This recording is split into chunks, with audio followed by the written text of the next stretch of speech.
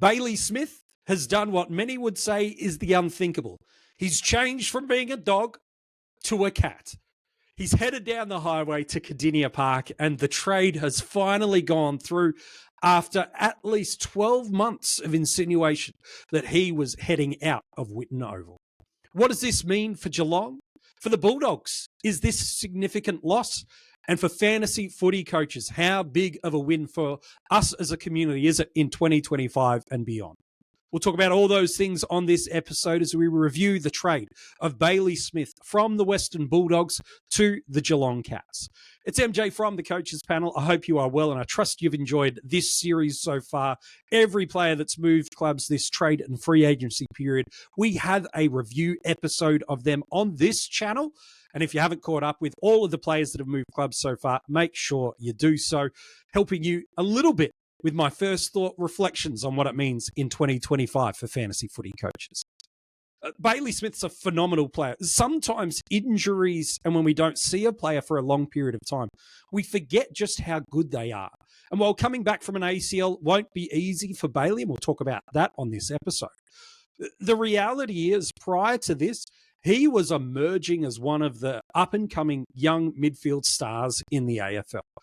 His athleticism is and was unmatched at that time, playing sometimes upwards of 100% time on ground, which for a midfielder, up until Errol Goulden and Ed Langdon more recently, was pretty much unheard of a midfielder being able to do that. He has got elite athleticism, but to go with that, he's got some high-end speed, so that if he gets himself hands on the ball, whether it be in congestion or in space, he is able to separate himself from any opponent and then use his strong skills, especially by foot, to be able to set up inside forward 50 entries and link up and scoring opportunities for his teammates. So from a midfield perspective, he has got some elite traits, and he's not just a one-dimensional midfielder either. He can win the ball in at the contest. He's got a reasonable clip of contested ball winning rate from clearance, and he can then also get into space when he's playing off the wing and run and carry and create great opportunities for his team. One of the reasons for the move was 12 to 18 months ago. He was finding himself played more across the half forward line and then pushing up into the midfield. And at least it's been rumoured, but seemingly fairly well documented, that in 2022, he spent a lot of the year through the midfield, but 2023, it was a little bit split midfield forward. And one of the appeals of moving to Geelong for him was that opportunity to play more midfield. And maybe we should talk about what this means for the Cats. Well, Geelong, up until 12 months ago, their midfield was built on Dangerfield, on Guthrie, Selwood a little bit beyond that, and then some kind of role-playing guys with the likes of Atkins drifting in and out of there. Duncan had fallen out of the midfield unit and moved into the back line. Parford had rolled through there, and they tried a bunch of other guys. But clearly now, over the past 12 months, they've reinvigorated this midfield unit, and there's a couple of key leaders in it. Max Holmes, to me, is an absolute A-grade emerging star of the midfield. Was off the wing in that premiership year, more half-back to the start of this season, but as the year went on, became more of a centre-bounce and clearance midfielder. So he wasn't just getting the ball in space, he was actually starting to win the ball in tight. He and Tanner Bruin are clearly, before this trade, the two best long-term mids for the club. Now, they've got some nice options that can roll through there. Bose, I think, is a handy depth player. I believe they think Jai Clark is going to come on and be a really nice contested ball winner. But what Bailey Smith does coming into this side for the Cats right now is it gives them speed and skill and athleticism for now, while Guthrie and Dangerfield are still around, but also gives them a future with Holmes and Bruin, let alone Clark or anybody else that might come through this midfield mix. It gives them a nice age profile, and any thoughts that the Geelong Cats were going to spend a year or two drifting from finals, well, Yeah, that well and truly got squashed this year with the prelim, and it looks like that's going to continue. When you pick up a player of Bailey's skill set, inject that straight into the midfield, even coming off the back of an ACL, that's going to be perfectly fine. And on that, it does take players a little bit of time to come back from an ACL to get back to their peak. And while that's true, one of the advantages for Bailey is this. He did his injury early in the preseason.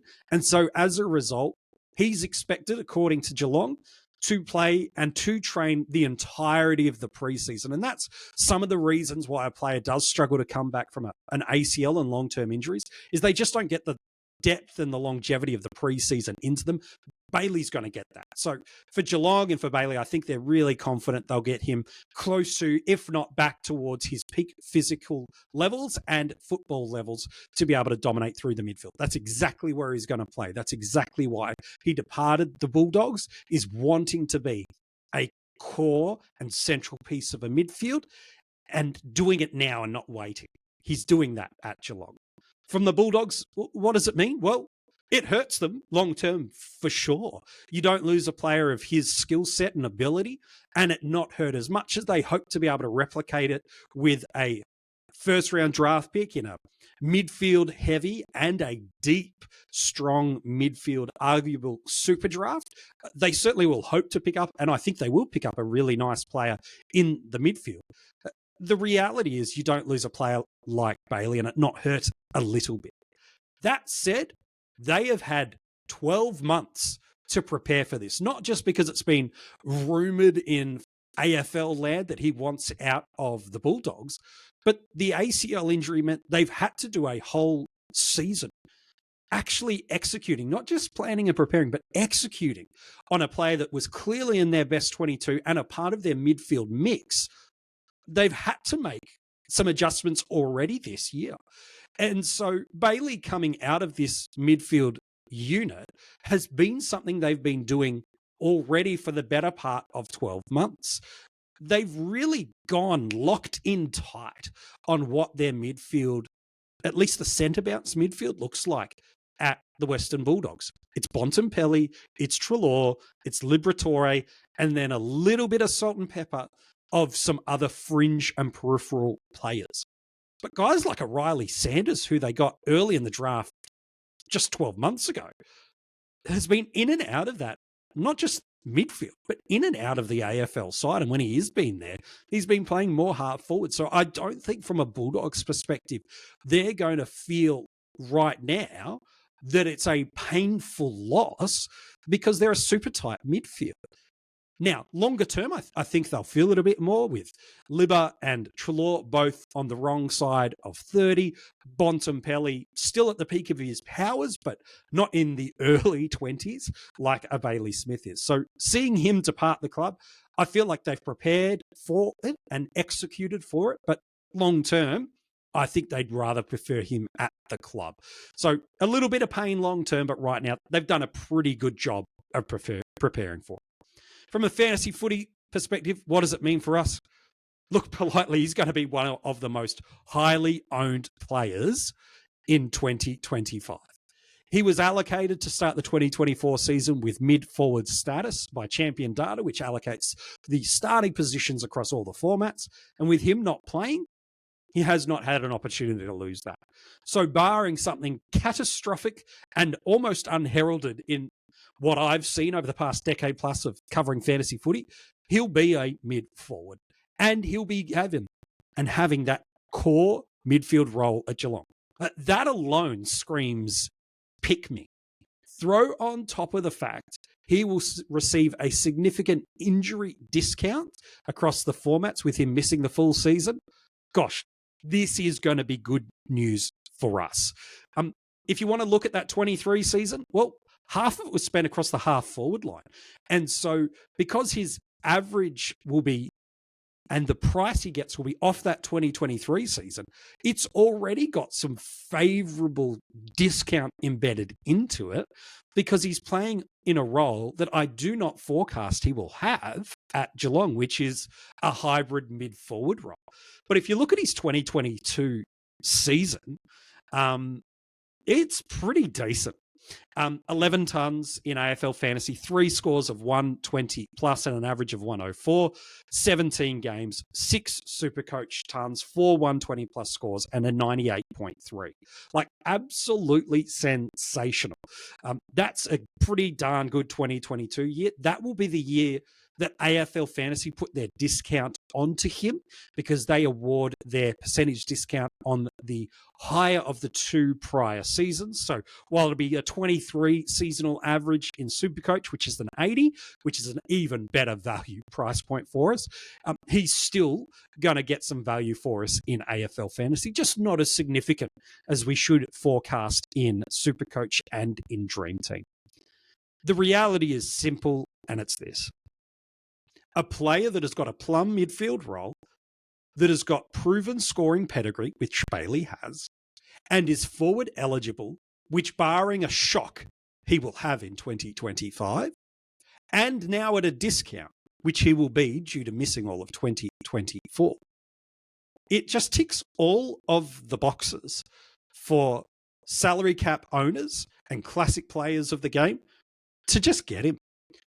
I can see him being the most highly owned forward that's not a cash cow in 2025.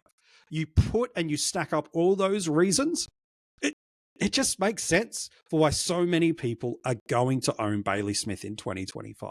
Now, could you go against him? Well, that will be a conversation we can have in the preseason and in my 50 most relevant series that kicks off with a player every day as we go through January and February. From January 1, that series will start. But I just see him being so highly owned next year with high historical scoring pedigree and a plum role at Geelong. It's going to be a brave coach to take him on, that is for sure, in salary cap and in drafts. He's going to get picked early by somebody because they'll see the potential of him getting that 100 average yet again, and they'll just absolutely jump at it, because what we saw in drafts this year in forwards was outside of a handful. It's really hard to get a forward that could push their average in and around that 100 mark, let alone over. And Bailey's got that potential. So even on draft day, coming off an ACL, he's going to get picked relatively early. But do you agree with my take on Bailey Smith about how important it is for the Cats and what it means for us in fantasy footy in 2025? Comment below if you're watching this on YouTube and let me know what you think Bailey's going to average in 2025. If you're listening to this as an audio podcast and you haven't given us a 5-star rating or subscribed to the channel yet, today is a good day to do both of those things. You can keep in touch with us across social media, Instagram, X, Facebook, and TikTok. All the details are in the description of this episode, and it's there you can also find the links to our Patreon and the brand new Coaches Panel line of merch.